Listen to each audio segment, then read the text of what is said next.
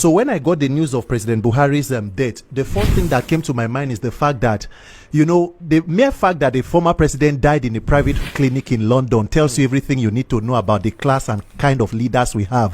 For being president for 8 years, and you kept treating ear infections in London. And then again today, the Buhari, no matter how look at it, I'm not his family member, but what we know about him is what he did with power as a president. And that is what we are going to talk about.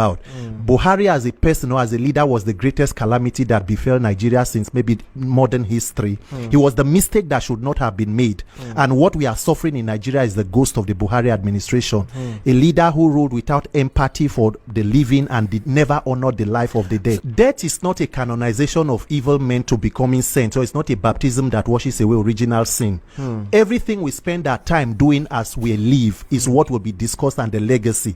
And the way Nigerians will mourn is their own way to grieve, and everybody should stick with the truth, because at the end of it all, we should know that when we are alive and we have the opportunity, then we should do what we want to be discussed when we die. If there is anything that culminates, I think, the Buhari legacy, it will be October 20th, 2020.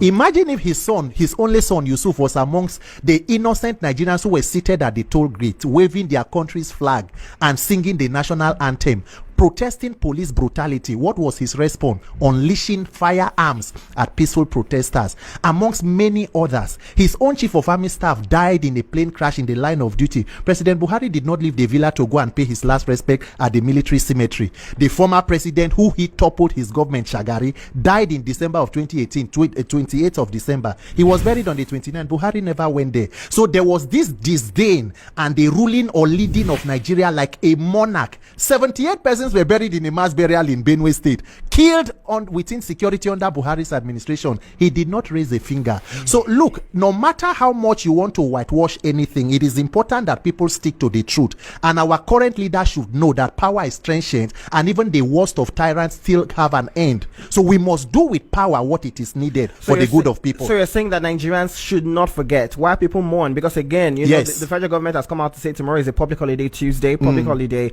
What do you say to that? Do you think that is the right thing to do? Well, I think that politicians will do what they need to do. The government will do what they need to do. And by the way, Buhari and Tinubu are each other's legacies. They inherit themselves and complement themselves in failure.